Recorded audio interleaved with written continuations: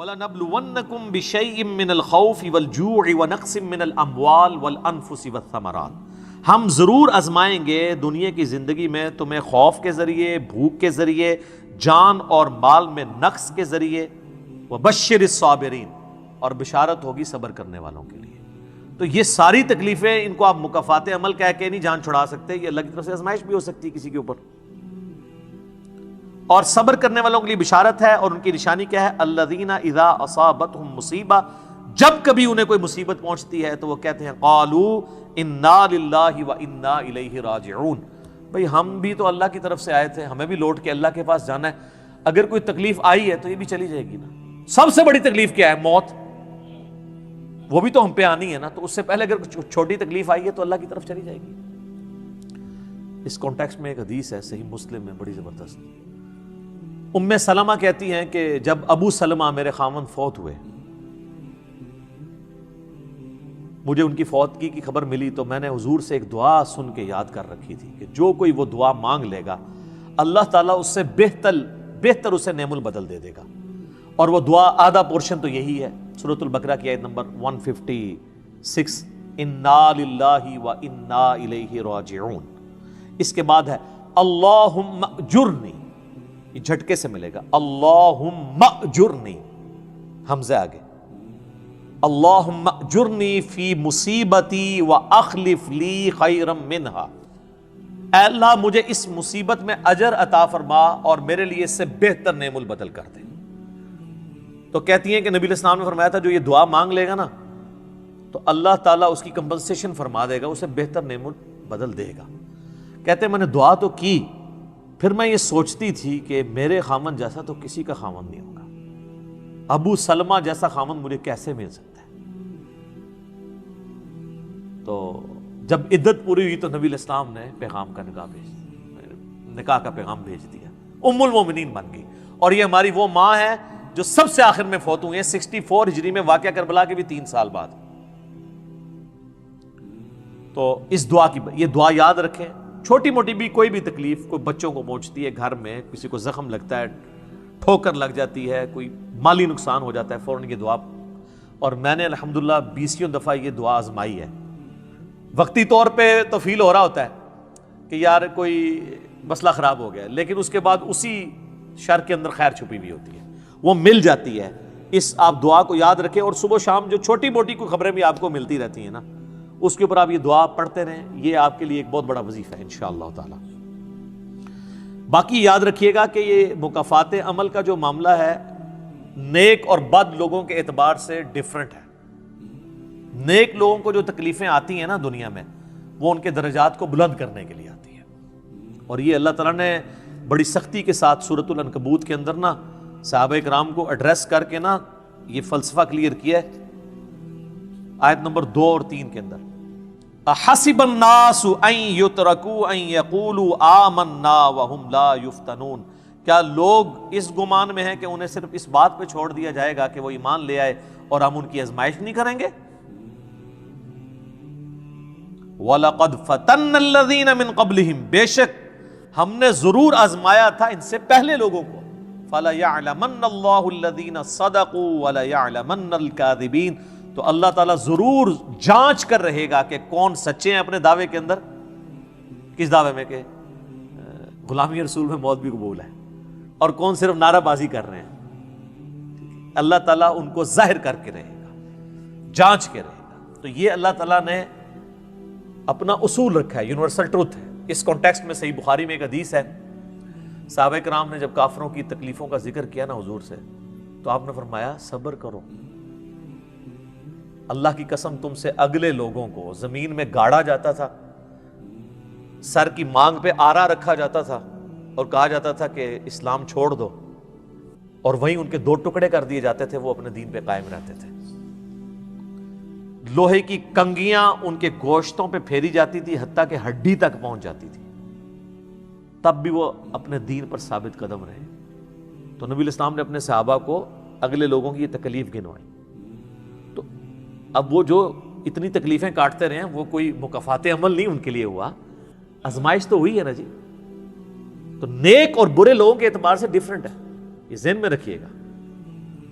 بخاری اور مسلم کی متفق علیہ حدیث ہے، نبی علیہ السلام نے فرمایا مسلمان کو کوئی بھی تکلیف پہنچتی ہے، دکھ درد بیماری، کوئی اندیشہ کہتے ہیں ذہنی ٹینشن کو صرف، کہ یہ نہ ہو جائے، حتیٰ کہ اس کے پاؤں میں کانٹا بھی چبھ جائے، تو اللہ تعالیٰ اس کے بدلے میں اس کے گناہوں کو معاف کر دیتا ہے۔ اور مسلم شریف میں ڈیٹیل ہے کہ جب یہ سورۃ النساء کی آیت نمبر 123 نازل ہوئی نا، کہ چھوٹے سے چھوٹے اعمال کا بدلہ بھی ملے گا اور چھوٹی سے چھوٹی نیکی کا بھی، تو صحابہ پریشان ہو گئے، ان کا یا رسول اللہ ہم تو یہ تو سارے پکڑے جائیں گے، کس طریقے سے کوئی بندہ پرفیکٹ ہو سکتا ہے؟ تو حضور نے فرمایا پریشان ہونے کی ضرورت نہیں ہے، مسلمان کو جو دنیا میں تکلیفیں اور بیماریاں آتی ہیں نا، وہ اس کی ان غلطیوں کا کفارہ بن جاتی ہیں۔ حتیٰ کہ جامعہ ترمذی میں، ابو داؤد میں ایک حدیث ہے، نبی علیہ السلام نے فرمایا کہ دنیا میں سب سے زیادہ تکلیفیں انبیاء کو آتی ہیں، تو کیا انبیاء پہ مکافات عمل ہو رہا ہوتا ہے؟ نعوذ باللہ۔ اس کے بعد ان پہ آتی ہیں جو ان کے بعد اللہ تعالیٰ کو سب لوگوں سے بڑھ کے محبوب ہوتے ہیں۔ آپ نے صحابہ کا بھی نام نہیں لیا، فرمایا جو بھی، وہ اس زمانے میں بھی ہو سکتا ہے، آج کے زمانے میں بھی، کیونکہ بعض اصحاب تو ایسے ہیں جنہوں نے کفر کی زندگی میں بھی موج کی ہے اور اسلام کی زندگی میں موج کی ہے، وہ تکلیفوں سے گزرے ہی نہیں ہیں۔ اچھا، اور پھر فرمایا اس کے بعد وہ لوگ ہیں جو اس کے بعد اللہ کو سب سے بڑھ کر محبوب ہوتے ہیں، حتیٰ کہ انسان پہ تکلیفیں آتی رہتی ہیں اور اس کی موت کا وقت آ جاتا ہے اور اللہ تعالیٰ اسے پاک و صاف کر کے دنیا سے اٹھا لیتا ہے۔ یہ جو لوگ کہتے ہیں نا یار وہ موت کے وقت فلانے کے ساتھ، یار وہ احمد دیدہ صاحب 9 سال تک قومے میں رہے ہیں، اتنی اسلام کی انہوں نے خدمت کی، ہزاروں عیسائیوں کو مسلمان کیا، لاکھوں مسلمانوں کے ایمان کی حفاظت کا سبب اللہ نے ان کو بنایا، لیکن وہ 9 سال تک قومے کی حالت میں رہے، 1996 سے لے کے 2005 تک۔ تو کوئی کچھ کہتا تھا جی یہ وہ عیسائی بھی ان کو کہتے تھے دیکھو جی اس کو بدوا لگ گئی اور یہ وہ ہو گیا، گستاخ ہے، یہ ہے وہ ہے۔ تو یہ تو کوئی طریقہ نہیں ہے۔ اس طریقے سے جنید جمشید صاحب جب شہید ہوئے تو آپ دیکھ لیں ان کے مخالفین نے ان کے بارے میں کیا بات کی، اور صحابہ کرام کو تو رومن امپائر کی بیٹل فیلڈز کے اندر تیل کے کڑاؤں میں روسٹ کیا گیا ہے، تو آپ کیا کہیں گے نعوذ باللہ ان کے ساتھ یہ کچھ ہو گیا؟ ابو عبیدہ ابن جرح، معاذ ابن جبل لاڈلے ترین صاحب ہیں، طاعون کے مرض میں شہید ہوئے ہیں، اور طاعون میں اتنے بڑے بڑے پھوڑے جسم کے اوپر نکلتے ہیں۔ آپ تو سمجھتے ہیں کہ صحابہ کرام جو ہے وہ بڑے سکون سے بیٹھتے ہوں گے اور پھر کلمہ پڑھتے ہوں گے، ساتھ ہی ایسے روح پرواز کر جاتی ہوگی۔ حضرت حمزہ ابن عبد المطلب کا مسلح ہوا ہے، سید الشہداء ہیں۔ حضرت حسین علیہ السلام کے ساتھ جو کچھ کربلا میں ہوا ہے، تو نیک بندوں اور عام بندوں کے اعتبار سے اس کا حکم ڈیفرنٹ ہے۔ نیک بندوں کے درجات بلند ہوتے ہیں، حسین ابن علی سے اتنی بڑی قربانی نے اللہ نے لی کہ قیامت والے دن ان کو جنتی نوجوانوں کا جو سردار ہونا ہے اس کو جسٹیفائی کیا جائے کہ آؤ جی حسین جیسی ہے کسی قربانی، بنا دینا ہے سردار، آ جاؤ لے کے آؤ۔ کوئی کھڑا ہو سکتا ہے؟ ابھی تک 1500 سال میں تو نہیں کوئی دعویٰ کرے گا کھڑا ہونے کا۔ تو اللہ تعالیٰ نیکیوں کو جسٹیفائی بھی کرواتا ہے، وہ مکافات عمل نہیں ہو رہا ہوتا۔ نیک لوگوں کے لیے ڈیفرنٹ ہے، ان کے درجات بلند ہوتے ہیں، اور باقی عام لوگوں کے لیے یہ ہے کہ ان کے لیے بھی آپ نہیں کہیں گے کہ ان پہ عذاب ہے، یا اللہ کی طرف پلٹنے کا ذریعہ ہے یا ان کے گناہوں کا کفارہ ہے۔ یہ آپ نے کسی پہ نہیں کہنا اس کے اوپر لعنت پڑ گئی، اس کے اوپر یہ ہو گیا، اس کے اوپر یہ ہو گیا، یہ آپ کو کسی نے رائٹ نہیں دیا۔ یہ بہت بڑا ظلم ہے۔ ایک طرح کے معاملات ہوئے ہوتے ہیں دونوں کے ساتھ۔ اب آپ دیکھ لیں سنیوں میں سے کوئی جیل میں جاتا ہے تو شیعہ کہتے ہیں دیکھا جی مکافات عمل ہے، شیعہ میں سے کوئی جاتا ہے سنی کہتے ہیں مکافات عمل ہے۔ تو یہ آپ جو مرضی، اور اپنوں کے لیے کہتے ہیں آزمائش ہے۔ تو یہ آج کی ڈیٹ میں آپ نے سب کے لیے آزمائش ہی کہنا ہے، ورنہ یہ مسئلہ بالکل خراب ہو جائے گا۔ اور آپ دیکھ لیں اللہ تعالیٰ کتنا غفور رحیم ہے، پورا مکی قرآن 2/3 قرآن ہے کافروں کے لیے دھمکیوں سے بھرا پڑا ہوا ہے، لیکن جب ان دھمکیوں کی ایگزیکیوشن کی باری آئی ہے سارے مسلمان ہو گئے ہیں۔ ہائے ہائے، اب کوئی کہہ سکتا تھا کہ یا اللہ اتنی دھمکیاں تو نے دی، میں یہ کر دوں گا، تم پہ وہی عذاب آئے گا جو اگلے لوگوں پہ آیا تھا، تو اللہ اپنی کتاب کو سچا کر دینا اور عذاب لے آ۔ لیکن وہی بات، وَكَتَبَ رَبُّكُمْ عَلَى نَفْسِهِ الرَّحْمَةَ، اللہ نے اپنے اوپر لازم کیا کہ ہر حال میں اس نے رحم ہی کرنا ہے۔ اور بخاری اور مسلم دونوں میں حدیث ہے کہ اللہ نے مخلوقات کی پیدائش سے پہلے عرش پہ اپنے پاس ایک عبارت لکھ لی تھی کہ میری رحمت میرے غضب پہ سبقت لے جائے گی۔ وہ ایسی سبقت لے گئی کہ 2/3 قرآن سائڈ میں رہ گیا، دھمکیوں سے بھرا ہوا. فتح مکہ پہ جنہوں نے معافی مانگی طلقاء بنے مسلمان, حتیٰ کہ ہند کی بھی حضور علیہ السلام نے توبہ قبول کر لی, ابو سفیان کی بھی توبہ قبول کر لی. یہ بات ہے. لا تثریب علیکم اليوم, آج تم پر کوئی گرفت نہیں ہے. جو حضرت یوسف نے آیت پڑھی, وہ جو الفاظ ہیں نا قرآن میں سورہ یوسف میں, وہی نبی علیہ السلام نے آیت پڑھ دی. تو یہ اللہ تعالیٰ کی رحمت ہے. ہم اللہ تعالیٰ سے اللہم انی اسألک من فضلک ورحمتک, آمین. اللہ جی, اللہ تعالیٰ سے خیر مانگنا چاہیے, اللہ تعالیٰ کی طرف رجوع لانا چاہیے. اس حوالے سے بخاری اور مسلم دونوں میں حدیث ہے. میں اب آپ کو تھوڑے وظیفے بھی بتا دوں نا.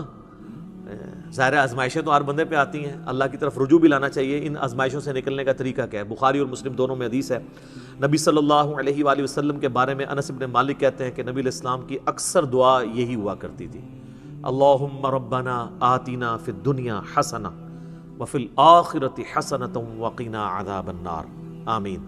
یہ بخاری مسلم میں بھی ہے, سورۃ البقرہ کی آیت نمبر 201 ہے. اے اللہ ہمیں دنیا میں بھی بھلائیاں عطا فرما اور آخرت میں بھی بھلائیاں عطا فرما, اور آخرت کی سب سے بڑی بھلائی بھی ساتھ مانگ لی, وقنا عذاب النار, آگ کے عذاب سے ہمیں بچا لے, آمین. یہ اکثر آپ کی دعا ہوتی تھی.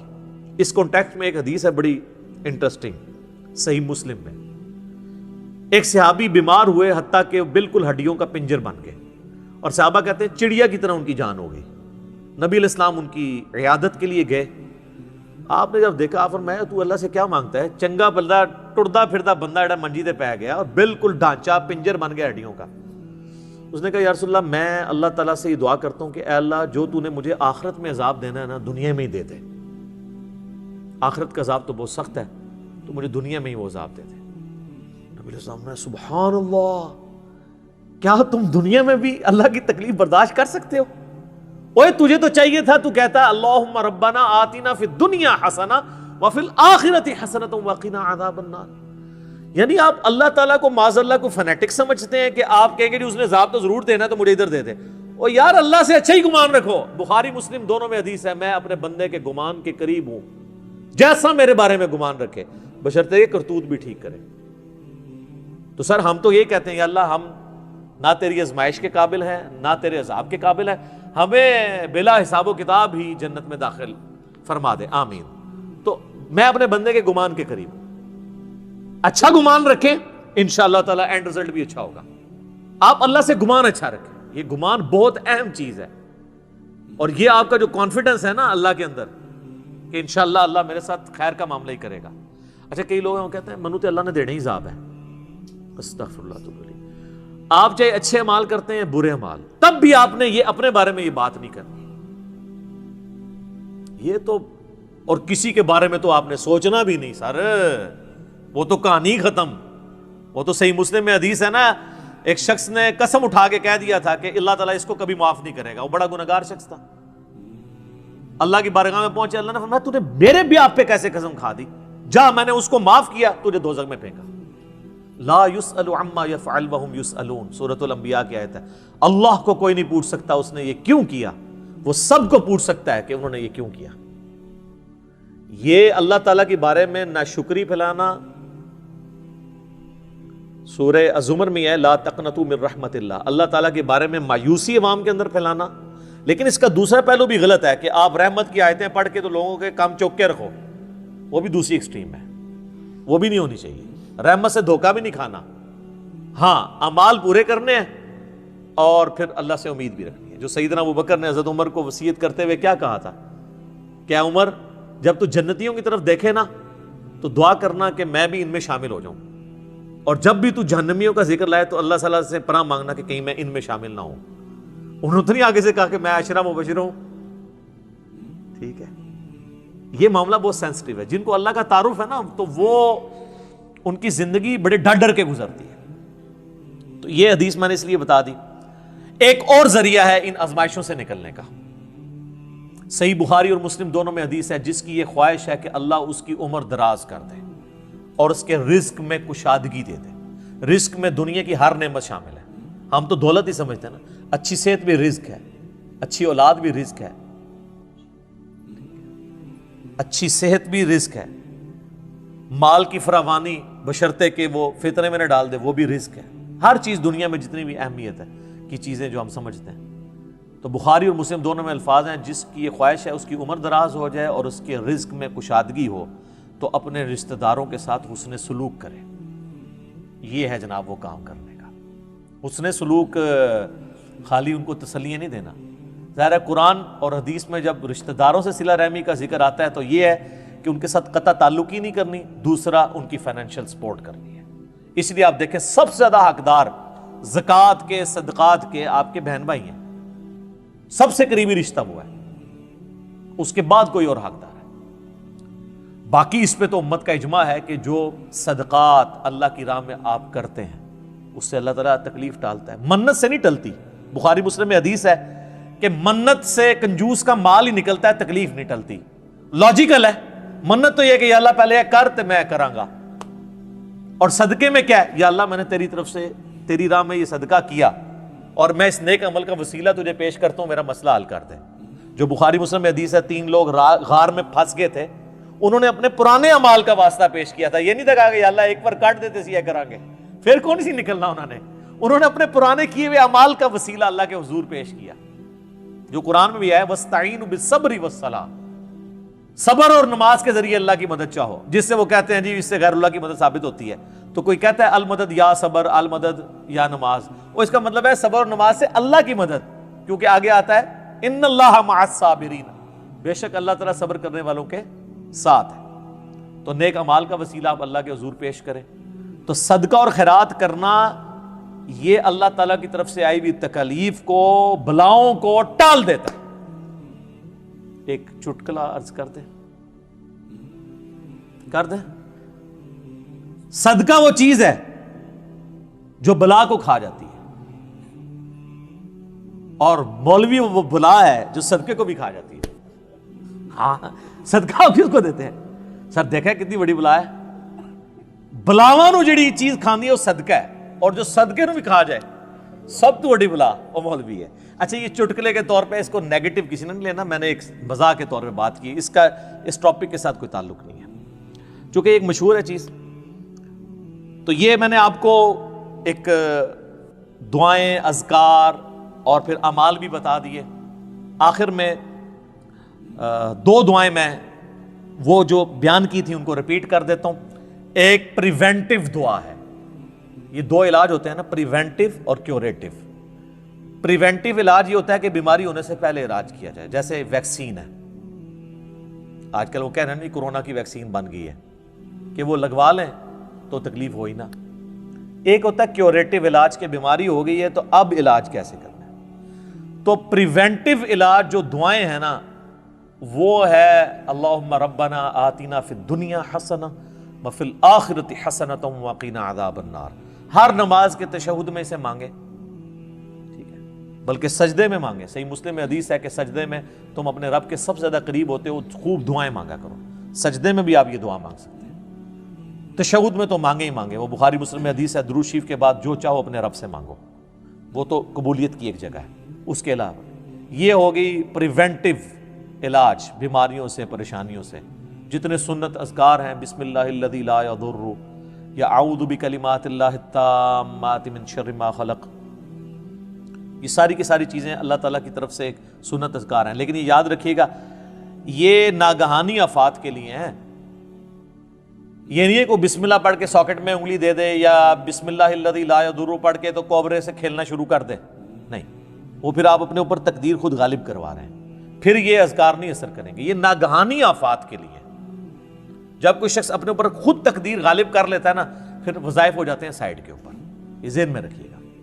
پھر بھی جو تکلیفیں آنی ہے نا وہ تو آنی ہے اللہ کی طرف سے آزمائش والی. وہ تو ہمیں یہی ایٹیچیوڈ ہے کہ ہم اللہ تعالیٰ کی طرف رجوع لائیں, اور وہی ہے کیوریٹیو علاج کہ جب کسی پہ تکلیف آ جائے تو اب کیا کرنا ہے. اس نے کہنا ہے انا للہ و انا الیہ راجعون اللہم اجرنی فی مصیبتی و اخلف لی خیرا منہا.